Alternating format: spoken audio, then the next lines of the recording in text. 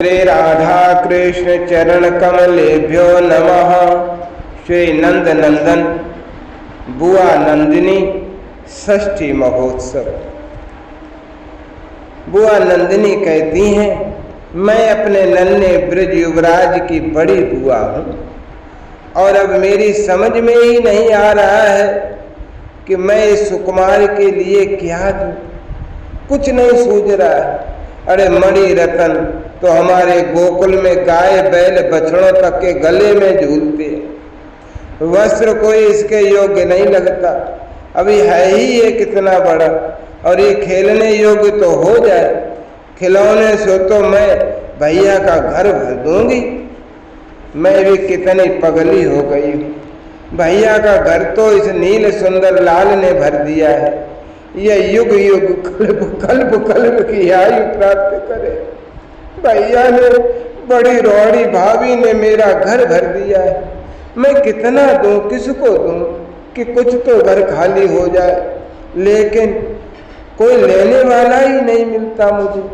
जिसे देना चाहती हूँ वही कह देती है, तुम तो ब्रजराज की बुआ हो और बड़ी बुआ हो, तुम्हें लेने का स्वत्व है, देने का नहीं। फिर तुम्हारे भैया ने इतना दिया है कि उसी को बांटना है हमें। तुमको आज नहीं करना चाहिए। आज तुम नहीं करनी चाहिए। ये भी कोई बात है कि गोकुल की सब मुझे ही आज देंगी और मुझे अस्वीकार करने का अधिकार ही नहीं। लेकिन ये सब बातें सोचने लगूंगी तो मेरा कर्तव्य रह जाएगा। आज षष्ठी है लाला की और अकेली रोहिणी भाभी क्या क्या देखें संभालेंगी। वैसे वे महारानी हैं, उनकी क्षमता भी असीम है। उनकी दृष्टि से व्यवस्था का तनिक सा भी भाग छूटता नहीं है, किंतु उन्होंने मुझे सूतिका ग्रह की संभाल दे रखी। महर्षि शांडिल्य ने सुना कि आज निर्जल उपवास किया है। ये ऋषि मुनि पता नहीं कैसे महीनों वर्षों व्रत कर लेते हैं, किंतु आज तो इतना आनंद, इतना उल्लास मन में है कि भूख मेरी विदा हो गई है। श्वेत तंदुल वेदिकाओं पर महर्षि ने सायंकाल कुमार कार्तिक और षष्ठी देवी की स्थापना की। मुझे तो वह सो भी जीवन भर नहीं भूलेगी। यही आज की छठा देखने के लिए तो मैं वर्षों से मनौतियां कर रही थी। भाभी अपने नील सुंदर नवजात को अंक में लेकर अब भैया के वाम भाग में बैठ गई। देव पूजन के लिए धन्य हो गए मेरे नेत्र। मैं अपना सब निछावर कर दूं इस शोभा पर। भगवान गणेश को भी कदाचित स्मरण आया होगा कि देवी नागाधिराज तनया इसी प्रकार उन्हें अंक में लेकर शशांक शेखर प्रभु के वाम पार्श्व में आसीन होती। संकल्प स्वस्ति पाठ, गणेश मात्र का नवग्रह, कलश पूजन, बसोर धारापात, षणमुख देव सेनापति और देवी षष्ठी का पूजन, मैं एक एक करके सब क्रियाओं को गिना सकती हूँ। भाभी के समीप सहायिका बनकर रहने का सौभाग्य आज मेरा स्वत्व था। महर्षि को मंत्र पाठ उनके गदगद सुर के कारण कई बार रोकना पड़ता था। ब्राह्मण शाम गान कर रहे थे और मुझे रोहिणी भाभी ने सावधान किया, ननद जी, कोई नेग की अधिकारिणी विप्र पत्नी चुपचाप चली न जाए, इतना आप कृपा करके ध्यान रखना। भैया और भाभी हाथ जोड़कर सुब्रह्मण्य तथा षष्ठी देवी का स्तवन करने लगे। तभी मैं इस नवीन कर्तव्य की ओर लग गई। राहु वेद कौन करेगा? कहते हैं कि ये कार्य जो करता है उसे कुछ प्रायश्चित करना पड़ता है। ये अच्छा कार्य नहीं है करने वाले के लिए, किंतु नवजात के मंगल के लिए इसे होना चाहिए। भला ये भी सुनने की बात है भाभी की कि वे इसे करने के पक्ष में नहीं। भैया तो भोले हैं और रोहिणी भाभी ने पता नहीं कैसे इसे टाल देना मान लिया।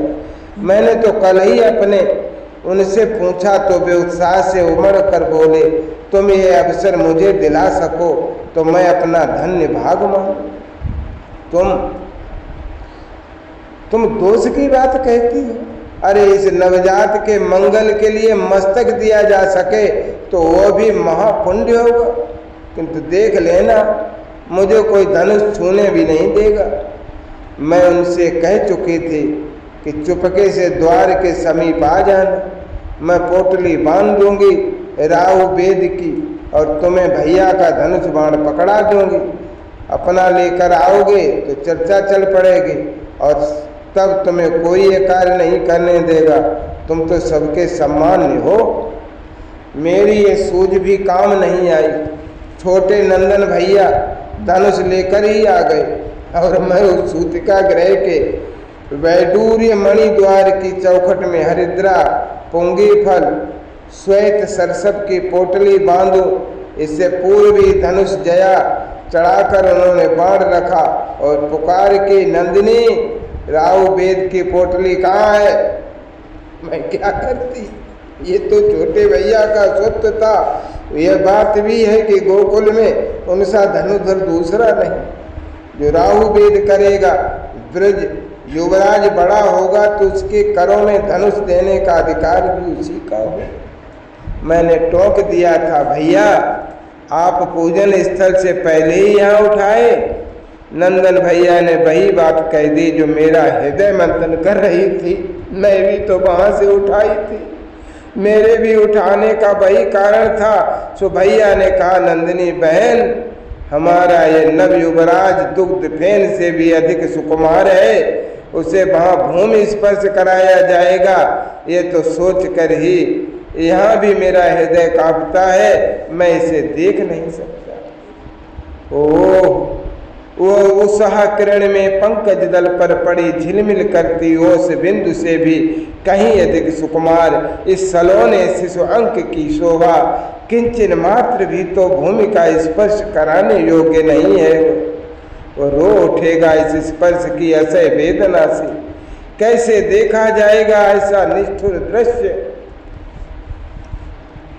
कितना भी नियम कर्म हो, उसके मंगल के लिए महर्षि को, भैया को, भाभी को ये करना ही पड़ेगा। भूमि की पूजा होगी, किंतु धरा को पाटल दल से आच्छन्न नहीं रखा जा सकता।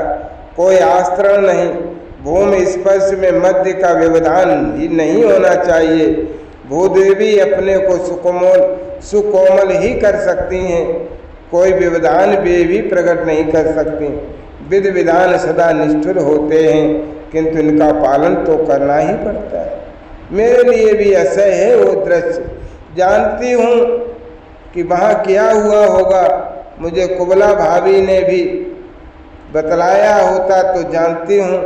भाभी ने कहा, ननद जी तुम व्यर्थ भाग गई। महर्षि ने ही कह दिया कि लाला को भूमि का किंचित स्पर्श मात्र कराना है, भूमि पर रखना नहीं। किंतु तुम्हारा यह भतीजा अभी से बहुत चंचल लगता है। ब्रजेश्वरी ने बहुत संभाल कर इसे उठाया। उनके कर कंपित हो रहे थे, अतः बड़ी जेठरानी ने सहारा दिया, किंतु लाला ने अपना दक्षिण चरण पता नहीं कैसे छिटका लिया और उसे भू स्पर्श कराया नहीं गया। उसने स्वयं अपने उस पद से भूमि का स्पर्श कर लिया। तत्काल ही भगवान भुवन भास्कर एवं निशानाथ का स्तवन प्रारंभ हो गया। वो रोया नहीं। मैंने पूछा भाभी से, ये तो अपने बड़े भाई को देखने में लगा था। भाभी ने कहा, तुम देखती हो कि दाऊ इसे अब क्षण भर को छोड़ना नहीं चाहता और महर्षि भी उसे दूर हटाने लगेगा तो मना कर देते हैं। दाऊ तो चाहता था कि उसके छोटे भाई को उसके सामने भूमि पर धर दिया जाए और वो इससे खेले। भगवान नारायण ये दिन भी शीघ्र दिखलावेंगे, किंतु दाऊ कुछ कहने लगा था इससे और ये एकटक उसी की ओर देख रहा था।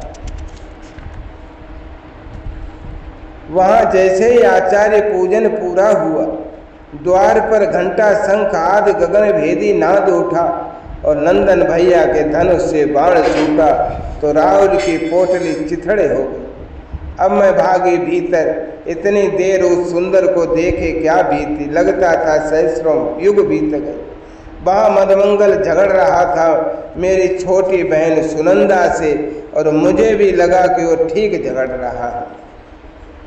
सरसब सैंधव लवण निम्ब पत्र मरोड़ फली सर्प कंचुक सहालु बीज बच कूट बिल्ल पत्र को कूट कर उसमें केवल घोघृत मिलाया गया था और यह धुनी दी जा रही थी। वहाँ इसका कट धूम सुकुमार नवजात को कलेश देता होगा। मधुमंगल कह रहा था इसे फेंक दो, अरे रोक दो, ये यहाँ अगर और गूगल की धूप दो, तुम्हें न मिले तो मैं ले आता हूँ। बेचारी सुनंदा क्या करे, उसके भी सुंदर नेत्र उस कट धूम से किंचित अरुण हो गए थे, किंतु वो उस धूनी में भी अगर गूगल मिला नहीं सकती थी। धाय मुखरा ऐसे समय किसी की मानती नहीं। भगवती पूर्णमासी ने भी कह दिया था, नव प्रसूता तथा शिशु के स्वास्थ्य ग्रहबाधा निवारण के लिए यही धूनी वहाँ दी जानी चाहिए। मधुमंगल ठहरा चपल, वो कहीं एक स्थान पर न बैठ पाता और न एक बात में लगा रह सकता। उसे पुओं और बड़ियों की माला ने आकर्षित कर लिया। सब उसकी बात सुनकर हंस पड़े। मुझसे कहने लगा, नंदिनी बुआ बहुत अच्छी हो तुम, किंतु कभी कभी आवश्यक बात भी भूल जाती है। ये आज ही भूल गई हो कि यहाँ मोदकों की भी एक माला लगाई जानी चाहिए। झटपट उसे लगाओ ना। ये काला काला अजा पुत्र यहाँ क्यों ला बांधा। मधुमंगल का ध्यान गया तो बोला, भगा दो इसे यहाँ से, मेरे सखा के समीप इसका क्या काम। यहाँ कोई गौ नहीं बांध सकते तो एक बछड़ा ही बांध दो। वो उसे खोल ही देता, किंतु बकरे ने उसकी ओर मुख बढ़ाया तो कूद कर दूर खड़ा हो गया। ये ब्राह्मण का बालक, पता नहीं इसे डर लगा या बकरे को या स्पर्श मानता है। खूब मटका, खूब चिढ़ाया। इसने अंगूठा दिखाकर प्रसूति कक्ष के द्वार पर मूसल लिए खड़े कक्ष रक्षकों को सब हंसते हंसते लोटपोट हो गई। रक्षक भी हंसता रहा। ये कहता था, महोदय आप शीघ्र अपना यह मूसल लेकर यहाँ से भागिए। ये मेरी मैया का भवन है और मेरा सखा भीतर सो रहा है। ये पुए मेरे हैं, आप नम्रता पूर्वक मांगे तो ये बड़ियों की माला मैं आपको कृपा करके दे सकता। अब मैं कब तक इसकी अटपटी बातें सुनती रहती। मुझे रोहड़ी भाभी की सहायता में लगना था। भैया ब्राह्मणों का सत्कार कर चुके थे और समागत गोपों के सत्कार में लगे थे। ब्राह्मण पत्नियां सम्मानित पूजित होकर जाने लगी थीं, किंतु आज अपने सगे संबंधी सब आ गए हैं, उनका भी तो सत्कार किया जाना चाहिए। मैं मैया से कुछ कहने गई तो चौंक गई। वहाँ तो सब गोप बैठे कोई मंत्रणा कर रहे थे। कोई कह रहा था, कंस बड़ा क्रूर है। आज इस मंगल के अवसर पर इस कंस की चर्चा क्यों। मेरे मन में धुकपुकी मची और मैं खड़ी की खड़ी सुनने लगी। कंस को किसी को भी अकारण कष्ट देने में कोई संकोच नहीं होता। वो सिंहासन पर बैठने के पश्चात से वृषणवंशियों का शत्रु तो हो ही गया है। किसी न किसी बहाने उन्हें उत्पीड़ित ही करता रहता है। यह वृषान से आए वृषभान जी बोल रहे थे, ये मैंने सुन लिया। वह ऋषि मुनियों का ब्राह्मणों का विरोधी है। उसके अनुचर विप्रों के आश्रम नष्ट करने में लगे हैं और गोकुल में इसके आसपास बहुत अधिक ऋषि मुनि थोड़े दिनों में आ बसे हैं। मेरा हृदय धड़कने लगा। अब क्या इन मुनियों को आश्रय देना भी अपराध हो गया। भैया ने इन्हें विदा कैसे कर सकेंगे। ऋषियों के चले जाने के लिए कोई भी कैसे कहेगा वे यहाँ हैं, ये अहोभाग्य। कंस को ये सब विदित ही होगा। वो गोकुल से प्रसन्न तो नहीं होगा, किंतु उसे कोई बहाना नहीं मिलना चाहिए। उसका वार्षिक कर उसे अवश्य देते रहना चाहिए। मेरा हृदय ये सुनकर कुछ शांत हुआ कि कंस ने कोई उपद्रव नहीं उठाया। अब तक तो मैंने राजा को कर देने की कभी चिंता नहीं की, भैया ने कहा, किंतु अब वह आ गया है जिसके लिए चिंता की जानी चाहिए। उसके जन्म दिवस की भेंट भी दी जानी चाहिए राजा को। आपको और गोप प्रमुखों को भी स्वयं जाना चाहिए। मैं तो समझता हूँ कि कल प्रातः ही आप सब मथुरा जावें। वृषभान जी ने कहा। सुना है कि भाई वसुदेव जी को कंस ने अब कारागार से मुक्त कर दिया है, उनसे मिलना भी हो जाएगा। भैया के सुर में उत्साह था। आप उनके भवन कहीं मत चले जाना, अपनी देवकी भाभी से भी मिलने। वृषभान जी ने सावधान किया, कंस के कुटिल मन में पता नहीं कब क्या आवे। रोहिणी जी तथा उनके पुत्र की सुरक्षा के लिए भी आवश्यक है कि आपका वसुदेव जी के साथ संबंध की दृढ़ता कंस की दृष्टि से सावधानी पूर्वक दूर रखी जाए। अतः आप सब पहुँचते ही पहले उससे मिलें और उत्साह तथा सम्मान प्रदर्शित करते हुए उपहार अर्पित करें। वसुदेव जी स्वयं अवसर देखकर आपसे मिल लें। हम गोपों में कभी दो मत हुआ नहीं करते। जो बात एक के मुख से निकल गई वही सबकी बात हो गई। भैया ने उसी समय व्यवस्था आरंभ कर दी। कौन कौन साथ जाएंगे, कौन कौन यहाँ रक्षा के लिए रहेंगे। तो भैया ने रक्षा में रहने वालों को सावधान किया। संपूर्ण ऋषिमुनियों के प्राणों के समान रक्षा करनी है। महर्षि शार्दूल तथा उनके अतिथियों के आश्रम में कोई उत्पात नहीं होना चाहिए। प्रत्येक आश्रम गृह गोष्ठ के लिए नाम ले लेकर भैया रक्षक नियुक्त करके मुझसे बोले, बहन नंदिनी, तुम भाभी से कह दो कि हम सब सवेरे ही मथुरा के लिए छकड़े हाँक देंगे। राजा को देने के लिए दही, गोघृत, नवनीत के भांड सजा लिए जाने हैं। भैया रोहिणी भाभी से मिलेंगे सही, किंतु भला भाभी को अपने स्वामी के पास इस प्रकार कोई संदेश कहाँ भिजवाना हो सकता। दाऊ का समाचार देना है वो भैया स्वतः दे देंगे। करदम कंस की इस चर्चा ने आज के मंगल महोत्सव के आनंद में कुछ बाधा तो डाली। रात्र भर गायन वाद्य में बिताना था। वो कंस की चिंता में और उसके लिए उपहार चुनने में, सजाने में लगाना आवश्यक हो गया। सबको ही ये बात अखरी, किंतु इसका उपाय भी तो कुछ नहीं था। मथुरा जो लोग जा रहे थे उनके लिए कल का कलेऊ का भोजन भी बनाकर साथ देना था। अब ये लोग तो कहीं कल तीसरे प्रहर या शाम तक लौटेंगे। कौन जाने कंस को सुबुद्धि आ जाए और 2-4 दिन रोक ही ले सत्कार करने के लिए। वसुदेव भैया भी ये सुविधा में होंगे तो सबको रोक ले सकते। अतः मैं सबको संदेश देने भीतर चली आई। जय राधा जय राधा राधा, जय राधा जय श्री राधा, जय कृष्णा कृष्णा, जय कृष्णा जय श्री कृष्णा।